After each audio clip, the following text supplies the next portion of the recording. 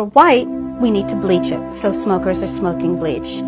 It is very difficult to light a cigarette in the wind. So someone has to either cover themselves or they have to, in a sense, cup their cigarette. But once they get the flame to the end of the cigarette lights immediately.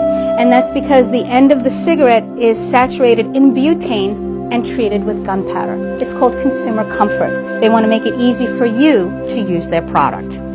In addition, the cigarette has these burn rings, and what the burn rings are pretty much tightly wound paper that are soaked in propellants, methanol, butane, and so forth, so it makes the cigarette burn evenly. Fire-safe cigarettes that are in New York State don't have those propellants, but it does make the cigarette burn much more evenly. The front end of the cigarette also has extra nicotine. Nicotine is the drug that people are addicted to. There's extra nicotine in here in the first quarter of the cigarette, and the first 4 drags that a smoker takes from the cigarette is what they usually get to satisfy them. It's called a front end lift. In addition, most of your flavorings are in the front of your cigarette, and flavorings are geared towards gender. If you smoke a male type cigarette such as Marlboro, Winston, Camel, they're going to have flavorings that males tend to crave, such as cinnamon, ginger, licorice, pepper. Whereas a female type cigarette such as Virginia Slims, Caprice, Satmores, Eves, and such, they're going to have flavors that women tend to crave, such as chocolate, honey, vanilla, sugars. So if you know what type of cigarette either you smoke or your patient smokes, you may be able to start substituting those flavors. For example, there is a lot of licorice in Marlboro. There's a lot of cinnamon in Camels. So you may want to have that person substitute that flavor for after dinner. After dinner, instead of having a cigarette, you pop a Red Hot. For menthol smokers, the flavoring is down towards the end of the cigarette near the filter. And menthol is actually worse for a smoker for several reasons. The first thing it does is it numbs the pain receptors in the back of the throat.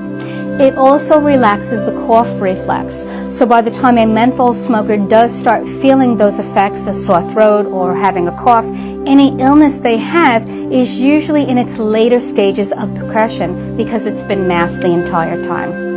In addition, for a menthol smoker, they tend to inhale the cigarette smoke much more deeply because the air sacs expand more. So they're inhaling more deeply, they're taking in more nicotine and much more of the carcinogens. Menthol smokers tend to develop lung disease, lung cancer, or emphysema much more quickly than regular smokers. So that's the flavorings down here. Your cigarette also has methanol, which is a rocket fuel added to it, so it burns at a higher temperature. And because of that, tobacco companies need to put on a filter. The filters came about in the late 1950s, early 60s.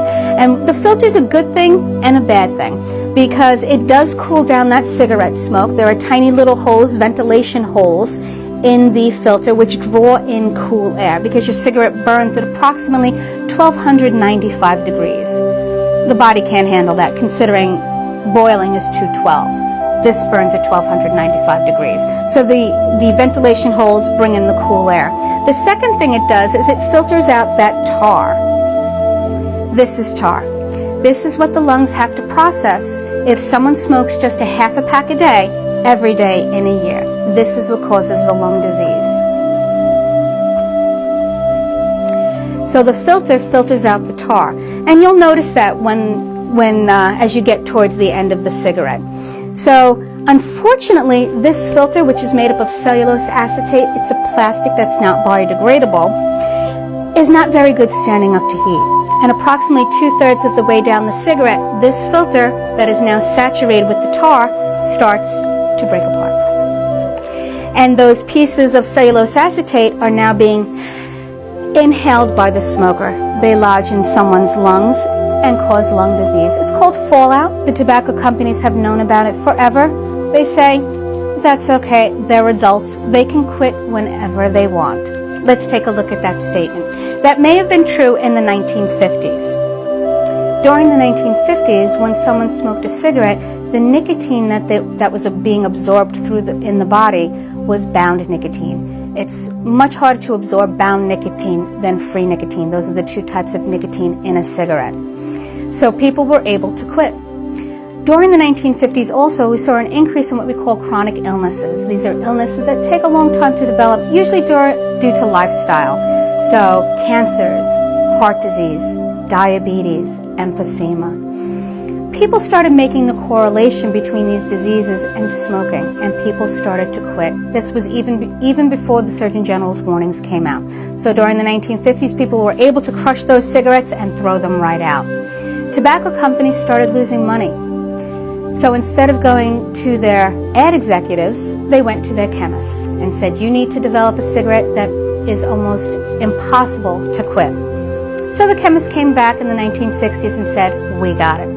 We can put something in that cigarette that makes it almost impossible for them to quit. And what they added was ammonia. Yes, the stuff that you strip your floors with. And what ammonia does is it releases more of that free nicotine that's in the cigarette. Free nicotine gets absorbed into the body very quickly, gets to the brain in 5 to 7 seconds and hits it like that, very hard. So what's happening, instead of going through the venous system, it's actually going through the respiratory system. What a smoker is doing today is they're actually freebasing their nicotine.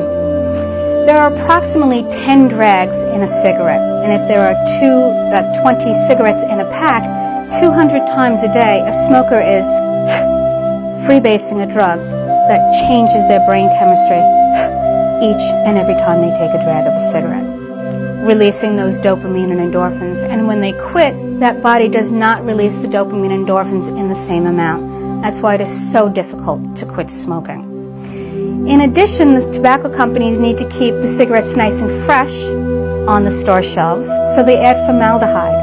Formaldehyde, as you know, is embalming fluid. We also know that there is something called ambergris in the cigarettes. Ambergris is actually whale vomit. And what this whale vomit does is it keeps that sweet smell to the cigarette. So when you open up that pack, that's the first thing that you smell, is the whale vomit.